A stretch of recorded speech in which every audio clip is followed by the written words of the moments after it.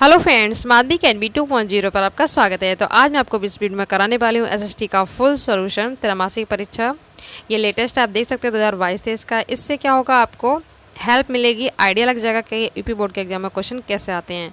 और मैं आपको एमसीक्यू भी कराऊंगी, एक्स्ट्रा फैक्ट भी कराऊंगी और ट्रिक भी बता दूंगी, ठीक है। और ये क्वेश्चन आपको लाइटली नहीं लेने हैं, यहाँ से क्वेश्चन बोर्ड एग्जाम में भी आपको डेफिनेटली मिलेंगे। बहुत ज़्यादा इंपॉर्टेंट क्वेश्चन है। जैसे कि आप जानते हैं 70 मार्क्स का रिटन होता है, ठीक है, और 30 मार्क्स आपको प्रैक्टिकल के मिलते हैं सभी सब्जेक्ट में। तो ये आप देख लेंगे। अभी आपको एमसीक्यू करा दूँ, फिर मैं आपको क्वेश्चन आंसर पूरे फुल डिटेल के साथ, और लास्ट में आपको इम्पोर्टेंट मैप के क्वेश्चन मिलेंगे जो आपके 10 नंबर कवर करते हैं। लास्ट ईयर मैंने जो बोर्ड के एग्जाम के लिए करवाए थे, डिक्टो वही क्वेश्चन सेम टू सेम आए थे। अगर आपको यकीन नहीं है तो प्लेलिस्ट बनी हुई है, आप जाके देख सकते हैं, ठीक है। तो मैप के भी क्वेश्चन करवाऊँगी और क्वेश्चन आंसर भी सॉल्व करवाऊँगी। पहले देख लेते हैं एमसीक्यू। और इंग्लिश हिंदी की भी करवा दी मैंने, आप देख लेना। सॉरी, इंग्लिश का करवा दिया, हिंदी साइंस का भी आपको मिलेगा, ठीक है। 15 मिनट आपको पढ़ने के लिए मिलते हैं। एक खंड का खा में डिवाइड है। एमसीक्यू 20 मार्क्स सिक्योर करते हैं, तो आपको इनको इग्नोर नहीं करना है, ठीक है। 50 अंक का आपका रिटर्न होता है और सभी आपको क्वेश्चन करने हैं। तो चलिए देख लेते हैं। एमसीक्यू आपके 1 मार्क्स का एक क्वेश्चन, जर्मनी का एकीकरण वर्ष कौन सा है, ठीक है। तो ये है 1871, 1871 है। तो यहाँ से लेकर 78 तक का ये हो गया। एक क्वेश्चन यहाँ से ये भी आता है कि जर्मनी के एकीकरण में किसकी इम्पोर्टेंट भूमिका थी, मतलब किसने अपना महत्वपूर्ण योगदान दिया था। तो उसका नाम है ऑटो, मैं एक्स्ट्रा फैक्ट भी बता दूंगी, वॉन बिस्मार्क, ठीक है। ये एग्जाम में कई बार पूछा गया है। जर्मनी का एकीकरण में महत्वपूर्ण भूमिका निभाई थी। ट्रिक से कैसे याद करेंगे, जर्मनी किससे घूमने गए, ऑटो से। जर्मनी किससे घूमने गए, ऑटो से। तो जर्मनी का एकीकरण जो किया था किसके नेतृत्व में हुआ था, ऑटो वॉन बिस्मार्क, ठीक है। एमसीक्यू में ही आता है, तो ये लर्न कर लेना एक्स्ट्रा फैक्ट। निम्न में से किस राज्य की प्रति व्यक्ति आय अधिक है। तो इन ऑप्शन में तो आप जाएंगे पंजाब में, ठीक है। अगर वैसे आए तो सबसे पहले आता है गोवा, ठीक है, फिर आता है दिल्ली सबसे सेकंड नंबर पे। पहले पे सबसे अधिक आए तो गोवा, फिर दिल्ली है, फिर ये आता है चंडीगढ़ यानी पंजाब। पंजाब की राजधानी है चंडीगढ़, ठीक है। ऑप्शन के अकॉर्डिंग आपको सिलेक्ट करना होता है। क्वेश्चन नंबर 3 है, दो देशों की तुलना का प्रमुख आधार क्या हो सकता है। किस तरीके से आप उन दोनों देशों को बीच में कंपेयर कर सकते हैं। तो इसका आंसर होगा आय। निम्न में से कौन सा शासन का अंग नहीं है। आप आराम से कर सकते हैं, कार्यपालिका भी होती है, न्यायपालिका भी होती है, विधायिका भी होती है, बट नगरपालिका नहीं होती, ठीक है। ये इसका सही ऑप्शन, तो याद रखना ये भी है। नेक्स्ट है, वन्य जीव रक्षण अधिनियम किस वर्ष पारित हुआ था। इस टाइप का क्वेश्चन जरूर पूछा जाता है डेट का, ठीक है। तो वन्य जीव हुआ था ये 1972 में पारित हुआ था। हाथी परियोजना पूछी जाती है, इंपॉर्टेंट है वो भी, 1992 में। क्वेश्चन नंबर 6 है, महात्मा गांधी दक्षिण अफ्रीका से वापस कब लौटे थे। तो ये लौटे थे 1915 में। बेल्जियम का संबंध किससे है, ये है यूरोप से है, ठीक है। भारत के निम्न में से किस राज्य में वनों के अंतर्गत सबसे अधिक क्षेत्र हैं, किस राज्य में है। तो ये है एमपी में। यंग इटली सोसाइटी का संस्थापक कौन था। तो ये था मैथ्सनी। कहीं कहीं आपको मेजनी भी लिखा मिलेगा, तो आपको कंफ्यूज नहीं होना, ठीक है। या तो मेजनी या मैथ्सनी। ये हो गया। क्वेश्चन नंबर 11 बहुत ज़्यादा इंपॉर्टेंट है, चौरी चौरा कांड किस वर्ष हुआ था। तो ये हुआ था 1922 ईस्वी में, और उत्तर प्रदेश के गोरखपुर से, ठीक है। कहाँ से, गोरखपुर, ध्यान रखना इसको। पर्वतों में मृदा अपरदन का साधन क्या है, पर्वतों में, ठीक है। मिट्टी का बहना किससे, तो यह है जल की वजह से। श्रीलंका को किस वर्ष स्वतंत्रता मिली थी। तो ये मिली थी 1948 में। तो आप कैसे याद रखेंगे, जो हमारा भारत देश आज़ाद हुआ था कब, 1947 में। उसके बाद एक वर्ष बाद श्रीलंका को स्वतंत्रता मिल गई थी, ठीक है, 1948 में। क्वेश्चन नंबर 14 बहुत ज़्यादा इंपॉर्टेंट है, कॉम्पिटेटिव एग्जाम में भी पूछा जाता है। पृथ्वी सम्मेलन का आयोजन ये 1992 में हुआ था। निम्न में से किसे औषधीय पौधा कहा जाता है। इसमें से वैसे तुलसी, नीम ये सब आते हैं ना, तो इन ऑप्शन में आपको चूज करना है। तो ये है शीशम। शीशम की जो पत्तियाँ होती हैं काफ़ी रोगों में उपचार में यूज की जाती हैं। क्वेश्चन नंबर 16 है, फ्रेडरिक सोरियो था तो ये फ्रांस का एक चित्रकार था, ठीक है, चित्रकार या कलाकार कोई भी आ जाता आप यही लिख देंगे, फ्रेडरिक, ठीक, मतलब फ्रांस का, फा से फ्रेडरिक, फा से फ्रांस, ऐसे याद रखना। उसके बाद एक मैंने आपको बताया था अभी, ऑटो जर्मनी से घूमने गए, ठीक है, तो ऑटो बिन बिस्मार्क क्या है, जर्मनी के एकीकरण में भूमिका निभाई थी। अगर इटली का पूछा जाए, इटली का भी कई बार पूछा जाता था, इटली के हैं गैरीवाल्डी, इन्होंने भूमिका निभाई थी इटली के एकीकरण में, वाल्डी। तो ट्रिक से कैसे याद रखेंगे आप, इटली क्या खरीदने गए थे, वाल्टी, इटली क्या खरीदने गए, वाल्टी, तो गैरीवाल्डी इटली के हो गए। और ऑटो, ऑटो से क्या गए थे, जर्मनी, तो जर्मनी में किसने किया था, ऑटो बिस्मार्क, ठीक है, ऑटो बिस्मार्क। ऑप्शन में अगर आए तो आप जरूर कर लेना, इंपॉर्टेंट है। सुंदरवन राष्ट्रीय पार्क किस राज्य में स्थित है, बहुत ही फेमस है, ये वेस्ट बंगाल में यानी पश्चिम बंगाल में है। ये भी बहुत ज़्यादा इंपॉर्टेंट है, कॉम्पिटिटिव एग्जाम में भी आते हैं। तो 8वीं सूची में कितनी भाषाएं हैं, तो ये है 22। आर्थिक विकास का मापक नहीं है, प्रत्यक्ष आय के द्वारा देखा जाता है, उच्च साक्षरता भी होनी चाहिए, बाल मृत्यु दर क्या भी होता है, ये भी मापक है। बट चुनाव हारना, इसका कोई इससे लेना देना नहीं है, तो इसने यही पूछा मापक नहीं है, तो ये चुनाव हारना।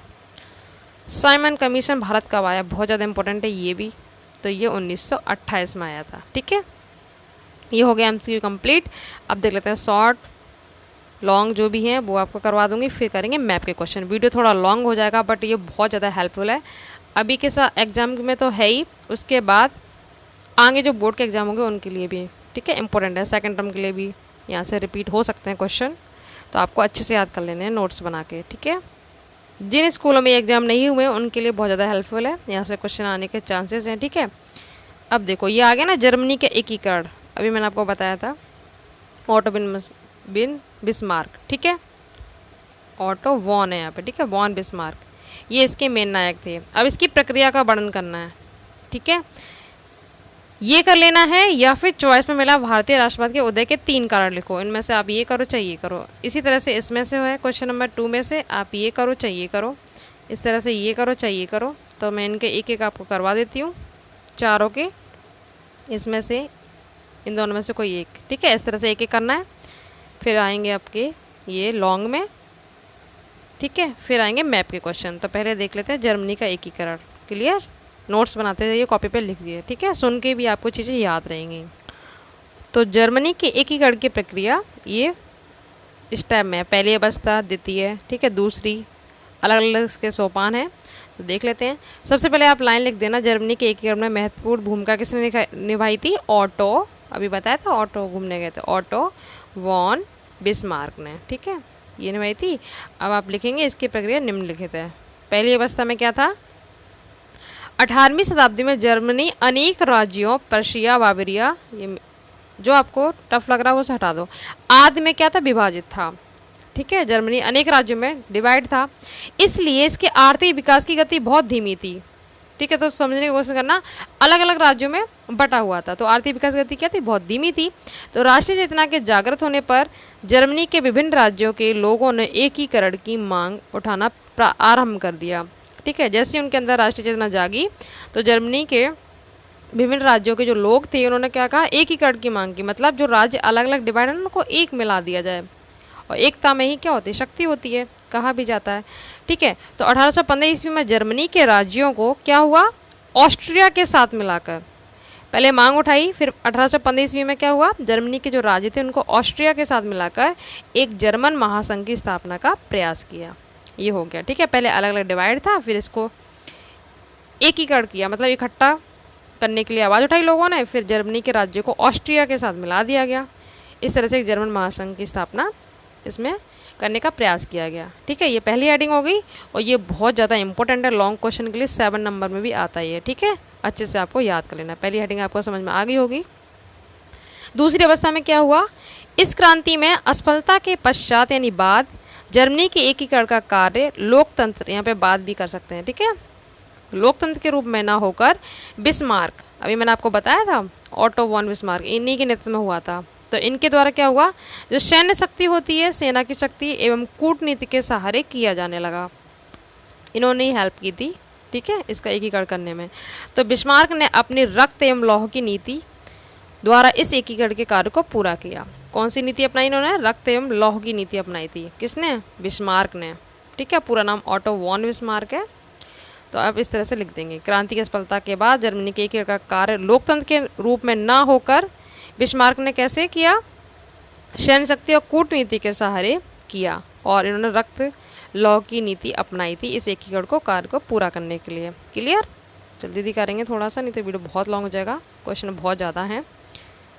थर्ड में आप लिखेंगे 1866 ईस्वी में जर्मनी का ऑस्ट्रिया के साथ युद्ध हुआ। अभी क्या था, ऑस्ट्रिया के जो राज्य, जर्मनी के जो राज्य थे इसी में तो मिलाए गए थे, फिर इसी के साथ इसका युद्ध हो गया। इस युद्ध में विजय के बाद प्रशिया के साथ अनेक प्रदेश जैसे कि कैसल, फ्रैंकफर्ट, आपको याद नहीं हो तो कोई ज़रूरत नहीं है, आप ऐसे लिख सकते हैं, अनेक प्रदेश आ मिले किस पे, जर्मनी में। ठीक है, और जर्मनी से ऑस्ट्रिया का प्रभाव अब हमेशा के लिए समाप्त हो गया, क्योंकि ये ऑस्ट्रिया हार गया था तो ये बिल्कुल वहाँ से चला गया बाहर। ठीक है, और इससे जर्मनी के एकीकरण का कार्य भी सरल हो गया। इस तरह से ये हो जाता है, क्योंकि ऑस्ट्रिया इन्होंने हरा देते हैं इसको युद्ध में, तो ये बाहर हो जाता है।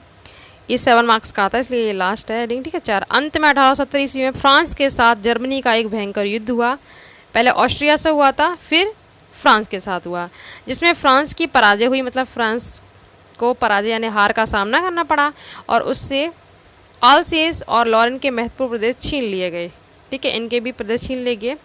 प्रशिया के शासक विलियम प्रथम को 1871 ईस्वी में संयुक्त जर्मनी का सम्राट घोषित कर दिया गया। ठीक है, जर्मनी जीत जाता है, यहाँ फ्रांस से भी जीत जाता है और ऑस्ट्रिया से भी। ठीक है, फिर लास्ट में आप लिख देंगे, अभी जर्मनी की एकीकरण की डेट थी ना ऑप्शन में, तो 1871 है। ठीक है, इसीलिए वहाँ पे टिक किया था मैंने।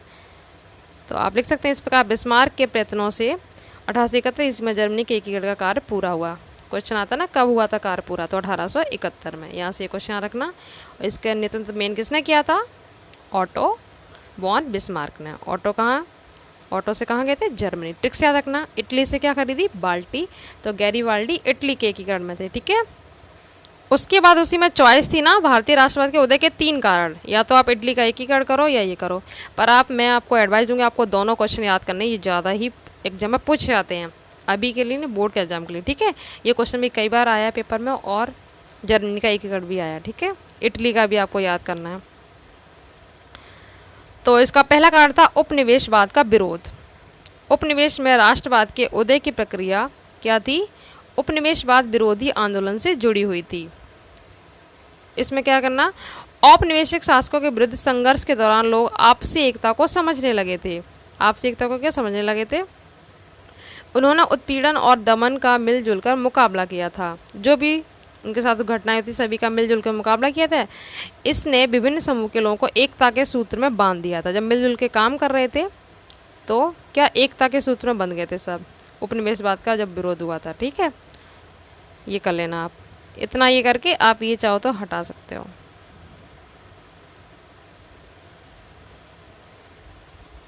या तो आप, अगर आपको ज़्यादा लॉन्ग लग रहा हो तो आप यहाँ से यहाँ तक कर लेना। ठीक है, क्लियर। सेकंड, करों में वृद्धि, कर लगाते हैं ना अलग अलग। प्रथम विश्व युद्ध के कारण रक्षा व्यय में अत्यधिक वृद्धि हुई। ठीक है, व्यय का मतलब खर्च होना। इस खर्चे की पूर्ति के लिए सरकार ने करों में वृद्धि कर दी। जब खर्चे की पूर्ति नहीं होती तो सरकार क्या करती है, करों में पैसे बढ़ा देती है। ठीक है, अलग अलग होता है ना, सिंचाई कर लगा दिया, बिजली कर, ये सब बढ़ा देते हैं। सीमा शुल्क भी बढ़ा दिया गया था, तथा आयकर नामक एक नया कर भी लगा दिया। करों में वृद्धि हुई थी, इसीलिए तो इसका उदय का कारण था। ये तरह तरह के कर लगाए दिए थे, किसने, सरकार ने। तो आप ये तो बहुत ही सिंपल आराम से कर लेंगे। खर्चे की पूर्ति के लिए सरकार ने क्या, सीमा शुल्क बढ़ा दिया। रक्षा में जब वृद्धि हुई तो इस तरह से नए नए कर लगा दिए गए। इससे भारतीयों में घोर असंतोष उत्पन्न हो गया। ठीक है, जिसने राष्ट्रवाद को क्या बढ़ावा दिया। ये भी एक कारण था राष्ट्रवाद के उदय का। तीसरा कारण क्या है कि जनता की आकांक्षा पूरी ना होना। जनता की आकांक्षा जो इच्छा थी वो पूरी नहीं हो पा रही थी। कैसे, भारतीयों को आशा थी कि प्रथम विश्व युद्ध की समाप्ति के पश्चात यानी बाद अनेक कष्टों और कठिनाइयों का अंत हो जाएगा। ठीक है, परंतु उनकी आकांक्षा पूरी नहीं हुई, मतलब वो जो चाहते थे ऐसा कुछ नहीं हुआ। इस कारण भी भारतीय में घोर असंतोष था उनके अंदर। ठीक है, इसने भी राष्ट्रवाद के विकास में योगदान दिया। ये भी कर सकते हैं, व्याप्त का मतलब उपस्थित था, अंदर था, या नॉर्मल आप लिख दो। इस कारण भी भारतीयों के अंदर घोर असंतोष था, इसने भी राष्ट्रवाद के विकास में योगदान दिया। ये 3 कारण हैं, एक वो भी कर लेना है कि ये भी कर लेना है, ठीक है, clear. Question number first complete हो गया, दोनों करा दिए मैंने, दोनों ही आपको करने पेपर में बहुत ज़्यादा आते हैं बोर्ड एग्जाम में, ठीक है।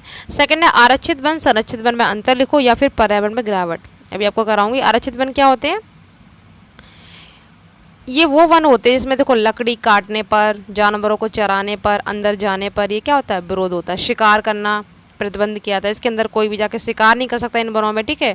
ना ही ऐसी एंट्री कर सकते जब तक आपको विशेष अधिकारी की परमिशन ना मिल जाए, अनुमति ना मिल जाए। ये सब सरकार के अंडर में आते हैं, ठीक है, गवर्नमेंट की संपत्ति होते हैं। इनमें ना ही आप शिकार कर सकते हैं बिना पूछे, ना ही आप वहाँ पे लकड़ी काट सकते हैं, ना ही जानवरों को चरा सकते हैं। जबकि संरक्षित वन में ऐसा कुछ नहीं होता है, ठीक है। ना तो शिकार करने पे प्रतिबंध होता है, ना ही जाने पर, ना ही लकड़ी काटने पर। ये फ़र्क है इनमें, ठीक है। पर्यावरण का मैं भी आपको समझा दूंगी, अच्छे से ये कर लेना। पर्यावरण में गिरावट से आप क्या समझते हैं। इधर से ये मानव विकास सूचकांक बता देती हूँ, क्योंकि सारे करवाएंगे तो बहुत टाइम हो जाएगा। और इधर से मैं आपको करवाती हूँ एकात्मक और संघात्मक सरकार में अंतर क्या है, ठीक है। ये करके फिर हम लॉन्ग आपको कवर करवाएंगे, फिर करेंगे फटाफट से मैप, ठीक है। पर्यावरणीय गिरावट क्या होती है, ठीक है। यहाँ पे जो है लगाना ये कुछ भी नहीं है, यहाँ से आप लिखेंगे डायरेक्ट, कहाँ से? यहाँ से, ठीक है। पर्यावरणीय गिरावट संसाधनों की कमी, जो भी संसाधन होते हैं उनमें कमियाँ होती हैं। पारिस्थितिक तंत्रों के विनाश, जो विनाश होते हैं, ठीक है, जंगल पर काट दिए जाते हैं। आवासों का विनाश, जो भी घर वगैरह बने होते हैं इनका विनाश कर दिया जाता है। वन्य जीव के विलुप्त होने, जो भी जीव जंतु होते हैं वो भी तो विलुप्त के कगार पे हैं, क्योंकि जगह जगह जंगल वगैरह तो कुछ बचे ही नहीं है, कहीं कुछ बना दिया, तो कभी घर, कभी फैक्ट्रियाँ बननी है, तो वो लोग कहाँ रहेंगे। तो प्रदूषण के माध्यम से भी पर्यावरण की गिरावट हो रही है। जब पेड़ पौधे ही नहीं होंगे तो ऑब्वियसली पर्यावरण में गिरावट आएगी, ठीक है। इतना ध्वनि प्रदूषण होता है, वायु प्रदूषण होता है, जल प्रदूषण होता है, इससे क्या सभी पर्यावरण में गिरावट के कारक हैं, ठीक है। ये इसका अर्थ होता है कि पर्यावरण गुणवत्ता का समग्र रूप से कम होना, जो भी पर्यावरण में जो भी क्वालिटीज होती है वो धीरे धीरे सब कम होती जा रही है, ठीक है। प्रदूषण से ये सब हो रहा है, यही होता है पर्यावरण दूषित हो जाना, ठीक है। इसीलिए इसमें गिरावट आ रही है, कितने सारे पॉल्यूशन होते हैं, तो ये सब हो रहा है। इसके कारण क्या है वो देख लेते हैं। भूजल के स्तर में गिरावट, जो पृथ्वी के अंदर पानी है उसके स्तर में गिरावट आ रही है इसलिए, ठीक है। ओजोन परत की कमी हो रही है। ओजोन परत जो कि क्या करती है, सूर्य के हानिकारक किरणों से हमारी रक्षा करती है। अगर ये नहीं हो तो हमें कौन सा कैंसर हो जाएगा? त्वचा कैंसर, यानी स्किन कैंसर। वनों में कटौती की जा रही है, जंगली जानवर पशुओं का शिकार किया जा रहा है, वन को काट दिया जा रहा है, तो ये लोग कहाँ रहेंगे? जानवरों का शिकार कर रहे हैं, तो इससे भी पर्यावरण प्रदूषण हो रहा है, ठीक है। यहाँ की हवा इतनी प्रदूषित है कि मेरे आस पड़ोस में रहने वाले तो लोगों की सांस की बीमारी है। ये सब छोड़ो, प्रदूषण मैंने आपको करवा ही दिया, ये मत करना, ठीक है।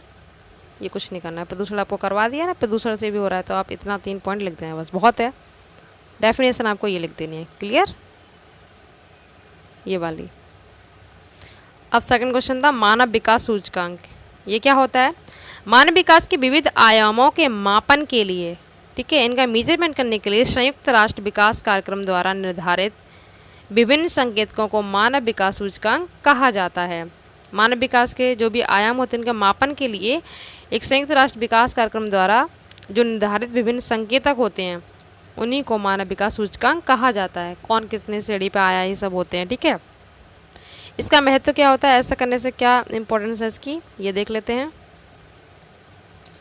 ये देश के विकास के स्तर पर संकेत देता है, इससे पता चलता है उस देश का विकास कहाँ तक पहुँचा है, ठीक है। और इससे क्या हो जाता है, इसके माध्यम से आर्थिक विकास के महत्वपूर्ण घटक जैसे जीवन यापन कैसे चल रहा है, ठीक है, उसके बाद शिक्षा प्राप्ति का स्तर एवं वास्तविक प्रति व्यक्ति आय कितनी है की जानकारी मिलती है, ठीक है, जानकारी मिलती है, ये सब मिल जाता है। वास्तविक प्रति व्यक्ति आय कितनी है, देश के विकास का स्तर पता चल जाता है, शिक्षा प्राप्ति का स्तर पता चल जाता है। ये 3 मेन पॉइंट आप लिख देंगे, ठीक है। ये हो गया मानव विकास सूचकांक। नेक्स्ट क्वेश्चन था एकात्मक और संघात्मक सरकार में अंतर बताइए, ठीक है। तो पहले संघात्मक बताए थे, फिर एकात्मक, इसी में आपको दोनों क्लियर हो जाएंगे, आराम से कर लेंगे। संघात्मक शासन में क्या दोहरी शासन व्यवस्था होती है, डबल होती है, एक तो केंद्र स्तर की और एक दूसरे राज्य स्तर की। इसको समझने की कोशिश करना। संघात्मक मतलब मिला जुला, दोहरी शासन व्यवस्था होती है संघात्मक में। एकात्मक मतलब एक ही होगा, तो इसमें केंद्र स्तर भी होता है और राज्य स्तर पे भी होता है। जबकि एकात्मक शासन में क्या होता है, संपूर्ण शक्तियां केंद्र में ही निहित होती हैं, सारी शक्तियां केंद्र में ही निहित होंगी, राज्य स्तर पर कुछ भी नहीं होता एकात्मक में। ठीक है, यहीं से आप आराम से करते जाएंगे दोनों के बारे में साथ ही साथ। समझ में आया? संघात्मक में दोहरी शासन व्यवस्था होती है, मतलब केंद्र पर भी और राज्य पे भी। जबकि एकात्मक में क्या होती है, सारी जो जितनी भी शक्तियां होती है केंद्र में ही निहित होती हैं, राज्य का इसमें कोई भी लेना देना नहीं है। ठीक है, ये पॉइंट आप लिख देंगे आराम से, ये अंतर ही चल रहा है। फिर प्रांतों की शासन व्यवस्था केंद्र के अधीन होती है और संघात्मक व्यवस्था में शक्तियां केंद्र राज्यों में विभाजित होती हैं। ठीक है, जैसे अमेरिका हुआ, बेल्जियम हुआ, भारत में संघीय व्यवस्था है। अमेरिका, बेल्जियम, भारत में संघीय चली, मतलब केंद्र स्तर पे भी होता है और राज्य स्तर पे भी होते हैं। ठीक है, भारत में 28 राज्य हैं, जबकि अमेरिका में राज्यों की संख्या कितनी है, 50 है। आप आराम से लिख देंगे ऐसे, भारत, अमेरिका और बेल्जियम। अभी बताया था बेल्जियम का संबंध यूरोप से है, तो इनमें डबल है, केंद्र भी राज्य भी। भारत में 28 राज्य हैं और केंद्र शासित कितने हैं, ये भी 8 हैं। जबकि अमेरिका में, यूएसए में 50 राज्य हैं। ब्रिटेन और श्रीलंका में एकात्मक सरकार है। एकात्मक का मतलब सारी शक्तियाँ किसमें, केंद्र में ही निहित हैं, राज्य स्तर पर कोई नहीं है। तो आई होप आपको ये क्लियर अच्छे से हो गया होगा पॉइंट। सेकंड पॉइंट और देख लेते हैं, बस बहुत इतना अंतर है। संघात्मक शासन व्यवस्था में लिखित तथा कठोर संविधान का होना अति आवश्यक है। हमारे भारत का संविधान बहुत ही बड़ा, लिखित और कठोर है। ठीक है, जैसा कि अमेरिका का संविधान है, अमेरिका का ऐसा ये कठोर, हमारे भारत का भी है। ठीक है, हमारे भारत का इतना कठोर नहीं है, लचीले में आता है, पर अमेरिका का कठोर है, पर लिखित है, ये कन्फर्म है और काफ़ी बड़ा भी है। जबकि एकात्मक शासन के लिए क्या होता है, ये अनिवार्य शर्त नहीं है एकात्मक शासन में। ठीक है, संविधान का लिखित व कठोर होना कोई ज़रूरी नहीं है। ब्रिटेन में ये क्वेश्चन आता है, ब्रिटेन में लिखित व लचीला संविधान है। ब्रिटेन में कैसा, लचीला है। हमारे भारत में क्या, ना लचीला है ना ही कठोर है, बीच का है। ठीक है, तो आराम से आप ये क्लियर करके अंतर लिख देना। आई होप आपको हो गया होगा, इतना टाइम नहीं है, आप देख सकते हैं 22 मिनट हो चुके हैं, अभी बहुत सारे क्वेश्चन बाकी हैं। फिर मैप भी करना है, मैप जल्दी हो जाएगा कवर।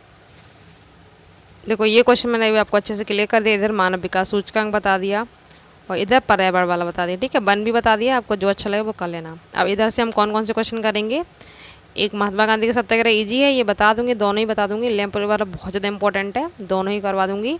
इधर ये वाला, बाघों की संख्या क्यों कम हो रही है, नॉर्मल से आपको पता है वनों की कटाई वगैरह हो रही है। ठीक है, और इनका शिकार किया जा रहा है, इसीलिए तो संख्या कम हो रही है। प्रोजेक्ट टाइगर ने इसे बढ़ाने की क्या भूमिका निभाई है। ठीक है, प्रोजेक्ट टाइगर से क्या होता है, इसका काम क्या है, इसमें बाघों को संरक्षित किया जाता है, सेफ जगह पे पहुंचाया जाता है। ठीक है, जहाँ पे इनको कम मारा जा सके, तो यही सब होता है। ये थोड़ा आपको शॉर्ट में बता दूंगी।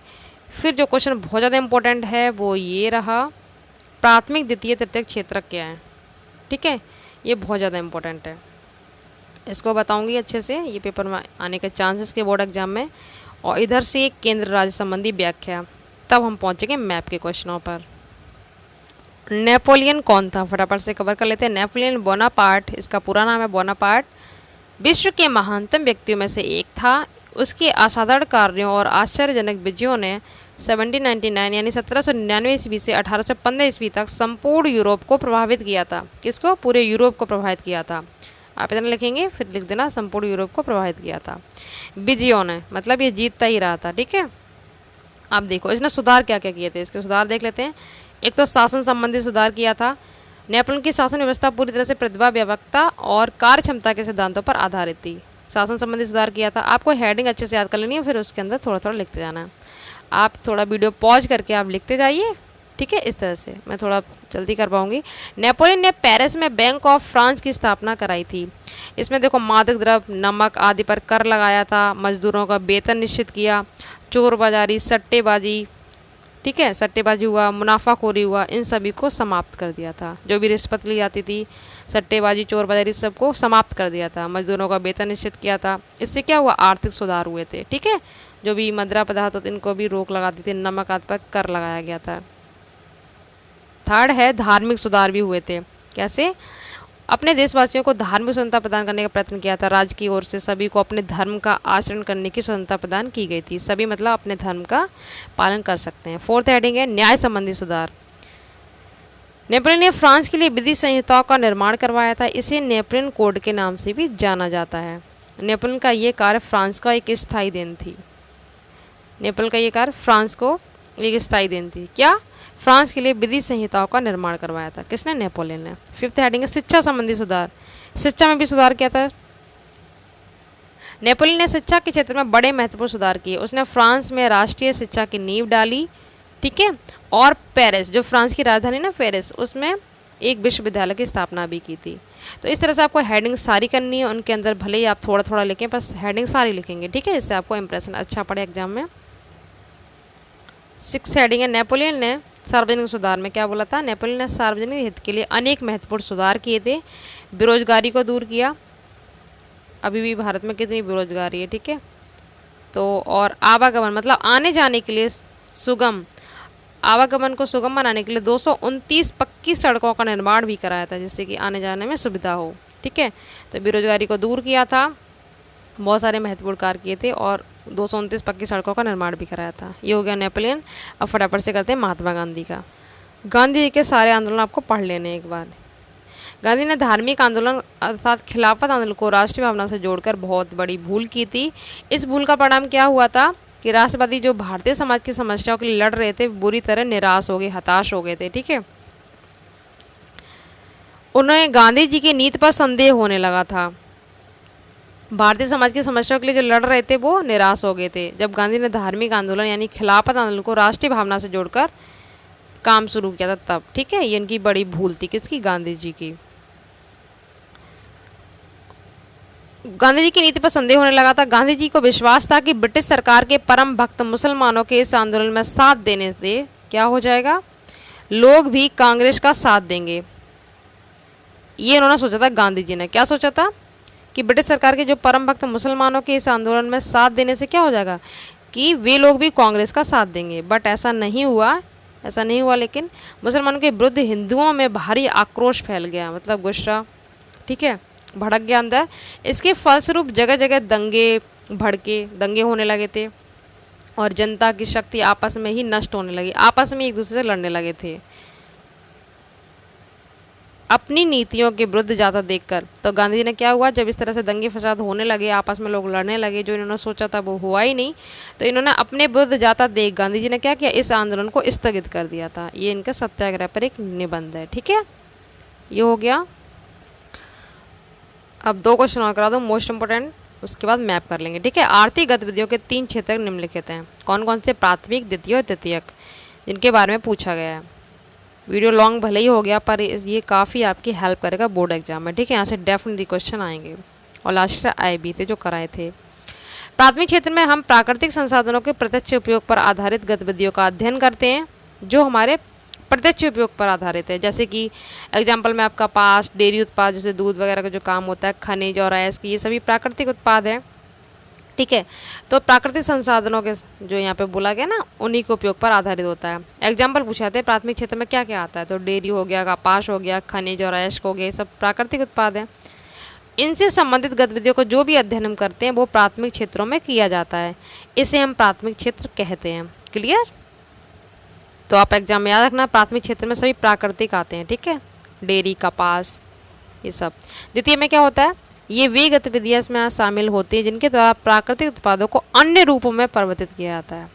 जो भी अभी नेचुरल की बात हो रही थी, जैसे खनिज, अयस्क, दूध, ठीक है, इनको किसी अन्य रूप में अगर परिवर्तित कर दो तो वो सब द्वितीय क्षेत्र में आ जाएंगे।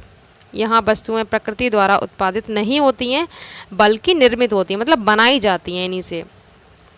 जैसे दूध है, दूध हमें नेचुरल मिला, प्रकृति से, जानवरों से मिलता है, ठीक है, पर इससे जो हम घी, मक्खन ये बनाते हैं, ये तो बनाया तो जाता है, ठीक है। ये नेचुरल तो नहीं है कि घी डायरेक्ट हमें मिल जाए, नहीं मिलता ना। तो इनसे बनाई जो चीज़ आती है वो द्वितीय क्षेत्र में आती हैं। जैसे एग्जाम्पल है, कपास के पौधा से प्राप्त रेशे का प्रयोग सूत काटना, कपड़ा बुनना, गन्ने से चीनी अथवा गुड़ बनाना, मिट्टी से ईंटें व भवन बनाना, ये सब क्या है, इसी के अंतर्गत आते हैं, ठीक है। प्राथमिक क्षेत्र के आगे वहीं देखो, कपास जो आया था वो प्राथमिक था, पर कपास से जो रेशे प्राप्त हुए, सूत काता, कपड़ा बुना, ये सब क्या है, ये द्वितीय क्षेत्र में आ गया। क्लियर? तो आप यहां तक कर लेना। क्लियर? अच्छे से अंतर ध्यान रखना। प्रथम में प्राकृतिक आते हैं, दूसरे में क्या, जो प्राकृतिक चीजें बनाई जाती है वो द्वितीय क्षेत्र में। तृतीय में क्या होता है, ये गतिविधियां प्राथमिक और द्वितीय क्षेत्र के विकास में हेल्प करती हैं। तृतीय क्षेत्र वाले क्या करते हैं, प्राथमिक द्वितीय में हेल्प करते हैं विकास में। ये गतिविधियां स्वतः वस्तुओं का उत्पादन नहीं करती हैं, खुद से उत्पन्न नहीं करती हैं, उत्पादन नहीं करती हैं इनका, बल्कि वस्तुओं के उत्पादन में क्या करती हैं, हेल्प करती हैं। जैसे परिवहन हो गया, आने जाने का जो भी ट्रांसपोर्ट चलता है, ठीक है, भंडारण हो गया, संचार हो गया, बैंक सेवाएं हो गई, व्यापार हो गया, ये सब तृतीय गतिविधियों के उदाहरण हैं। जैसे शिक्षक हो गया, डॉक्टर हो गया, धोबी, नाई, मोची, वकील, ये सब तृतीय क्षेत्र में आते हैं। एग्जाम्पल बहुत ज़्यादा इंपॉर्टेंट है, अच्छे से याद करना, ठीक है। प्राथमिक में क्या था, कपास, डेयरी, खनिज, एस्क। द्वितीय में उससे चीज़ें बनाई जाती हैं, वो करवा दिया, मिट्टी, ईंटें, भवनें, सूत काटना, कपड़े बुनना।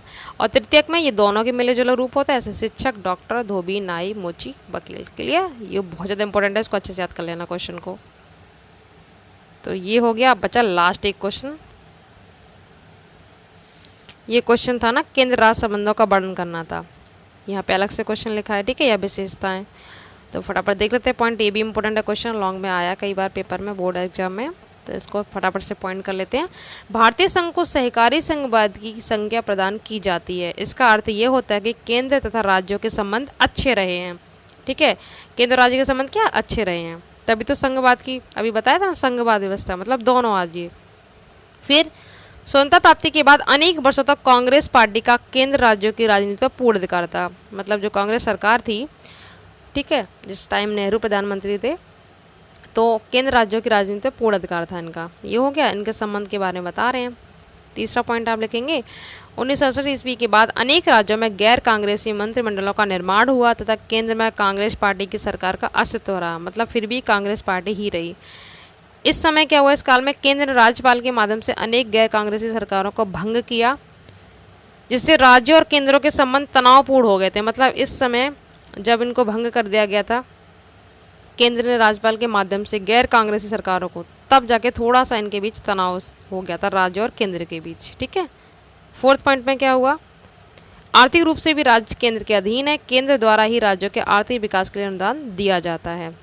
क्लियर, तो इस पॉइंट को आप अच्छे से यहाँ से कर लेंगे। केंद्र द्वारा ही राज्यों के आर्थिक विकास के लिए कौन अनुदान करता है, केंद्र करता है। राज्य के आर्थिक विकास के लिए कौन हेल्प करेगा, केंद्र सरकार, ठीक है। 5 है, केंद्र की कार्यपालिका शक्ति का विस्तार राज्यों तक है। केंद्र की सरकार किन्हीं भी कार्यों को पूर्ण करने के लिए राज्य सरकारों को आदेश और निर्देश दे सकती है, ठीक है। अगर केंद्र सरकार को कोई भी कार्य करवाना है तो वो राज्य सरकार को आदेश देती है और निर्देश दे सकती है, कौन, केंद्र, ठीक है। क्वेश्चन नंबर 6 पॉइंट है इसमें, संपूर्ण देश के लिए एक ही सर्वोच्च न्यायालय की स्थापना की गई। संपूर्ण देश के लिए, पूरे देश के लिए क्या, एक ही सर्वोच्च न्यायालय होगा, ये नहीं कि अलग अलग कराया जाए, ठीक है। और लास्ट में बोला गया राज्यों के जो उच्च न्यायालय होते हैं वो सर्वोच्च न्यायालय की अधीनता में कार्य करते हैं, किसके, राज्यों के। इस प्रकार जो केंद्र राज्य के संबंध थे उनके बीच में मिला जुला परिणाम रहा, मतलब कभी अच्छे हुए, थोड़े बहुत खराब भी हुए, ठीक है, तनावपूर्ण भी हुए। तो इस तरह से आप देखते हैं बहुत ज़्यादा इंपॉर्टेंट क्वेश्चन था, प्राथमिक, द्वितीय, तृतीयक वाला और ये वाला, उधर नेपोलियन वाला, ये सारे इंपॉर्टेंट हैं। जर्मनी का एकीकरण, इटली वाला, सारे कर लेने आपको। इसी की वजह से वीडियो इतना लॉन्ग हो गया। अब फटाफट से देख लेते हैं मैप के क्वेश्चन, जो कि 10 नंबर सिक्योर करेंगे आपके बोर्ड एग्जाम में भी। तो आप देख सकते हैं 10 मार्क्स के आते हैं, ठीक है। आपको मानचित्र को लिखना होता है, जो इसने क्वेश्चन बोले गए हैं, ठीक है। भारत की राजधानी इसने बताया नहीं कौन सी है, आपको आंसर खुद से करके आपको वहाँ फिल करना होता है। भारत की राजधानी कौन सी है, दिल्ली। अभी आपको फिल करना बता दूंगी। नील की खेती करने वालों का आंदोलन, तो ये हुआ था बिहार राज्य से, ठीक है, चंपारण से हुआ था, बिहार राज्य से। यहाँ पे बिहार फिल कर देंगे, अभी बताऊंगी कहाँ पे फिल करना। बिहार है, इसका आंसर दिल्ली है। चीनी उद्योग क्षेत्र, सूती वस्त्र उद्योग और जूट उद्योग, ये भी आपको एक एक करने हैं। चीनी वाले में आप गोरखपुर कर सकते हैं, गोरखपुर, देवरिया, यहाँ पे चीनी बहुत ज़्यादा उद्योग है, ठीक है, गोरखपुर। सूती वस्त्र उद्योग में नागौर हो गया, इंदौर हो गया, कानपुर हो गया, नागौर हो गया, इंदौर हो गया। जूट उद्योग में आप लिख सकते हैं रायगढ़ हो गया, कटक हो गया। तो ये सब आप मैप में और देख लो फटाफट से। और इधर जो नीचे वाले क्वेश्चन कौन से, इनमें आपको देखो, इसमें कुछ नहीं करना, आपको यमुना नदी को इस सिंबल से फिल करना है, भाखड़ा नागल बांध को इस तरह से फिल करना है, जहाँ पे भाखड़ा नागल बांध होगा इस तरह से आपको दिखाना है, ठीक है। परमाणु ऊर्जा केंद्र कौन कौन से होते हैं ये आपको पता होना चाहिए, जैसे नरौरा, ठीक है, ये भी परमाणु ऊर्जा केंद्र है। कलपक्कम जो कि चेन्नई में है, काकरापाड़ा ये गुजरात में, ये मेन है, इनको याद कर लेना। डल झील जो कि जम्मू कश्मीर की है, तो इसको इस तरह से आपको सिंबल में दर्शाना है। कृष्णा नदी को आपको इस तरह से दर्शाना है। तो इन चिन्हों को आपको मैप में बनाना है जहाँ पे ये है, ठीक है। तो ये देखो इस तरह से आपको मैप मिलेगा। अभी मैंने क्वेश्चन बताया डल झील, जो जो क्वेश्चन आते जा रहे हैं वो मैं आपको फिल कर बता जा रही हूँ, ठीक है, बता दे रही हूँ। और आपको अच्छे से एक बार नोट डाउन कर लेना है, मैं बार बार मैप के क्वेश्चन नहीं दिखाऊंगी, ठीक है, इससे थोड़ा टाइम सेव हो जाएगा। तो अभी आपको डल झील बताया था, तो आपको डल झील देखो यहाँ पे बनी ऊपर की साइड जम्मू कश्मीर है, जम्मू कश्मीर के अंदर ही तो है डल झील, ऊपर जम्मू कश्मीर। तो यहाँ पे आप इस तरह से नीचे की साइड आप डल झील लिख देंगे मैप में, क्लियर। और एक क्वेश्चन था अभी नील का आंदोलन, ये बिहार राज्य से हुआ था। तो बिहार देखो आप इस तरह से ये लाइन आई, तिब्बत हो गया, फिर इसके नीचे नेपाल, बिल्कुल पास ही तो है ये। फिर नेपाल के नीचे जो लाइन आएगी यहाँ पे ये वाली, ठीक है, ये रहा यहाँ पे बिहार। ये उत्तर प्रदेश है, यहाँ से गंगा नदी जा रही है, तो यहाँ पे आपको बिहार फिल कर देना है, ठीक है, मैप में। ये बिहार हो गया, यहाँ पे डल झील, 2 क्वेश्चन हो गए ये। आपको डल झील उसमें नहीं दिखा तो यहाँ पे देख लीजिए, ठीक है, बिल्कुल ऊपर के साइड है डल झील। तो इस तरह से आपको फिल कर देना अच्छे से डल झील, क्लियर। और तो इसमें कोई भी क्वेश्चन है नहीं। इसमें देखो आपको नदियाँ, झीलें, खाड़ी, नहरी मिलेंगी, ठीक है। डल झील आपको पता ही है ऊपर की साइड है एक नदी, और आपके पेपर में आइए मैप में वो है कृष्णा नदी। तो कृष्णा नदी आपको कहाँ मिलेगी, आप देखेंगे बिल्कुल नीचे की साइड इस तरह से। ये सबसे नीचे क्या होता है, श्रीलंका होता है, ठीक है। इसको ऊपर की साइड आप जो इस टाइप से ये पुलिकट झील है, यहाँ पे आपको कौन सी कृष्णा नदी करनी है, इसके ऊपर से कोलेरो, यहाँ से कृष्णा नदी निकलेगी, ये रही ऊपर की साइड। ये दिख रही है आपको कृष्णा नदी, जूम करूँ थोड़ा सा, रुक जाओ,